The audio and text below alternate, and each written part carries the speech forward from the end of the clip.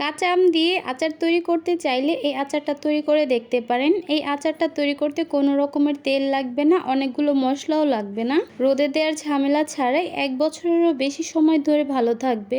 আসসালামু আলাইকুম everyone, welcome to Sadia মুন্নিস kitchen. কাঁচা আমের এই আচারটা এত বেশি সহজ করে বানানোর পরেও এত বেশি মজাদার আর লোভনীয় হয়েছে, আমার মনে হয় আপনারা এই আচারটা খাওয়ার পর অন্য যে কোনো আচারের স্বাদ ভুলে যাবেন। আচারটা তৈরি করার জন্য আমি প্রথমে এখানে নিয়ে নিচ্ছি 1 কেজি আম। আমগুলোকে আমি খোসা ছাড়িয়ে পরিষ্কার করে ধুয়ে নিয়েছি। আমগুলোকে আমি গোল গোল চাকচাক করে কেটে নিব।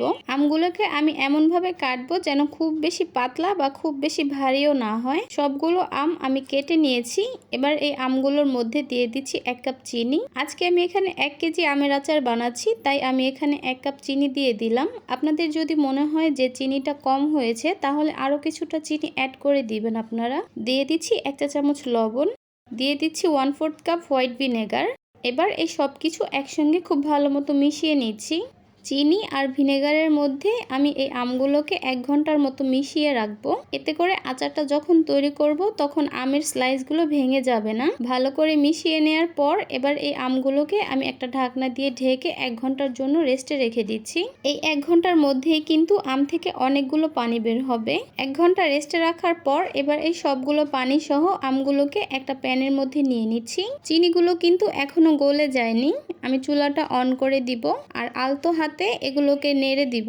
আমগুলোকে অনেকটা সময় ধরে চিনি আর ভিনেগারের মধ্যে ভিজিয়ে রাখার কারণে এই আমগুলো কিন্তু অনেকটাই সফট হয়ে গিয়েছে, তাই এগুলোকে অনেক বেশি নাড়াচাড়া করা যাবে না, এতে করে আমের স্লাইসগুলো ভেঙে যাবে। চুলার আঁচটা মিডিয়ামে রেখে এগুলোকে আলতো হাতে কিছুক্ষণ পরপর নাড়াচাড়া দিয়ে দিতে হবে। এতে করে আমগুলো আস্তে আস্তে শক্ত হয়ে যাবে। প্রায় 10 মিনিট আমগুলোকে জাল করার পর আমের এই স্লাইসগুলো কিন্তু এখন অনেকটাই স্বচ্ছ হওয়া শুরু করেছে। এমন অবস্থায় আমি এখানে দিয়ে দিচ্ছি খুবই সামান্য লাল মরিচের গুঁড়া আর সামান্য হলুদের গুঁড়া। এতে করে আচারটা অনেক বেশি কালারফুল হবে আর দেখতেও সুন্দর লাগবে।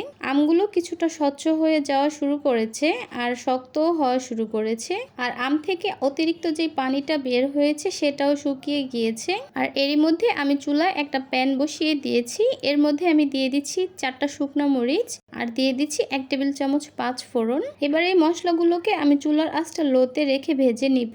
ভাজা হয়ে গেলে এবার এই মশলাগুলোকে আমি আধা ভাঙ্গা করে গুঁড়ো করে নিব, একদমই গুঁড়ো করে ফেলবো না। এদিকে আমগুলো কিন্তু অনেক বেশি স্বচ্ছ আর শক্ত হয়ে গিয়েছে, আর আমের যে এক্সট্রা পানি আছে সেটাও টেনে গিয়েছে। আগে যেই মশলাটা আমি আধা ভাঙ্গা করে রেখেছিলাম সেখান থেকে 1 চা চামচ মশলা আমি এখানে দিয়ে দিব। আগেই বলেছিলাম যে আমি এই আচারটার মধ্যে খুব বেশি মশলা দেব না। দেখেন আমগুলো স্বচ্ছ হয়ে যাওয়ার পর দেখতে খুবই সুন্দর আর লোভনীয় লাগছে।